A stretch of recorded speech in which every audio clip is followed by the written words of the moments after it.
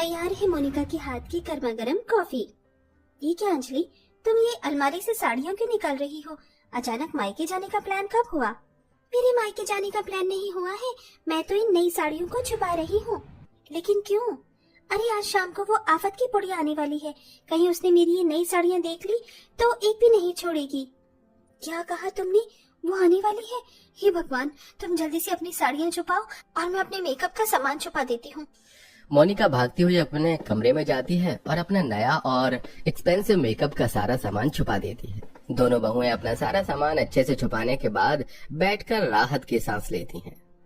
चलो, शाम होने में अभी थोड़ा वक्त रह गया है और हमने सब कुछ अच्छे से छुपा दिया है। और नहीं तो क्या, अगर वो ये सब देख लेती तो एक भी सामान नहीं छोड़ती। कौन देख लेती भाभी? रूपाली तुम?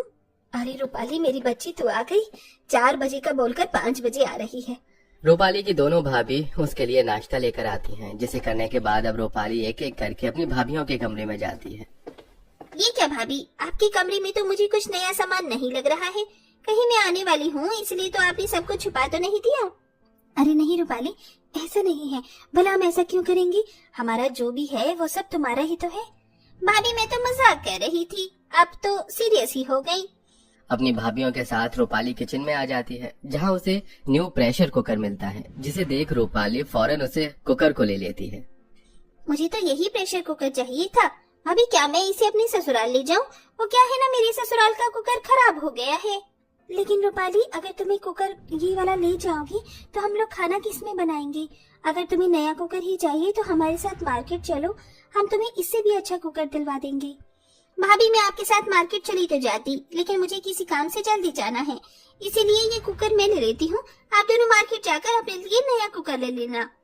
इतना कहकर रूपाली नया प्रेशर कुकर लेकर सीधा अपने ससुराल चली जाती है, जिसे देख उसकी दोनों भाभियां जब भी आती है कुछ न कुछ लेकर चली जाती है। शादी में हमने इसे इतना सारा दहेज दिया है, किसी भी चीज की जरा भी कमी नहीं छोड़ी, फिर भी इसका पेट नहीं भरा। वैसे तो नंद भाभी में बड़ा ही प्यार होता है, लेकिन इन नंद भाभियों का रिश्ता थोड़ा अलग था। जहाँ सारी भाभियां अपने नंदों के ससुराल से आने का इंतजार करती, वहीं ये दोनों भाभियां अपने नंद के मायके ना आने की भगवान से प्रार्थना करती। अंजलि मोनिका की नंद रूपाली बड़ी ही घमंडी और चालाक होती है। शादी से पहले भी रूपाली अक्सर अपनी भाभियों से बिना पूछे उनकी मर्जी के खिलाफ उनकी कोई भी चीज ले लिया करती थी। वहीं शादी के बाद भी रूपाली आए दिन अपने मायके आकर कोई ना कोई चीज अपनी ससुराल ले जाया करती थी, जिससे उसकी दोनों भाभियां काफी परेशान रहती हैं। ऐसे ही एक दिन, अरे कितनी अच्छी खुशबू आ रही है ना पनीर टिक्का की, मेरे मुंह में तो अभी से ही पानी आ रहा है। अरे जरा ये कटलेट तो देखो, इनकी खुशबू से तो पूरा घर महक उठा है। आज तो जमकर खाएंगे।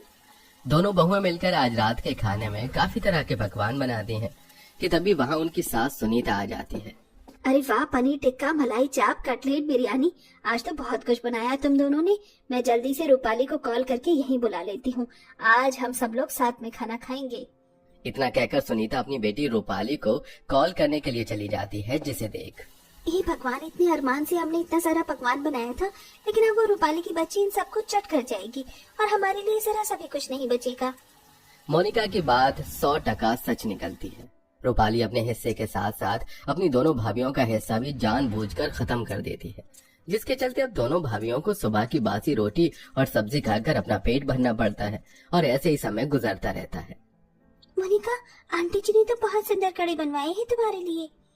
ये कड़े तो माँ मुझे मेरी शादी में ही देना चाहती थी, लेकिन थोड़ा बजट कम पड़ रहा था, इसलिए नहीं दे सकी। अपनी माँ के दिए हुए सोने के कड़े को पहनकर मोनिका काफी खुश हो रही होती है।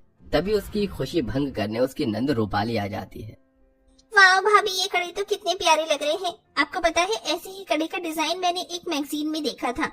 जब से मेरा मन इन कड़ों को पहनने का कर रहा है। काश मैं भी ऐसे कड़े पहन पाती। हाय मेरी बच्ची कैसे उदास हो गई। मोनिका बहू, थोड़े दिनों के लिए अपने कड़े निकालकर अपनी ननद को पहनने के लिए दे दे, इस बेचारी के भी इन कड़ों को पहनने के अरमान पूरे हो जाएंगे। माँ जी, ये आप क्या कह रही हैं? ये कड़े मुझे मेरी माँ ने दिए हैं, मैं रूपाली को कैसे दे सकती हूँ? अरे तो मैंने कौन सा बोला है तुझे कि तू हमेशा के लिए इसे दे दे? कुछ दिनों के लिए दे दे और जब तुझे पहनना हो तो वापस ले लियो।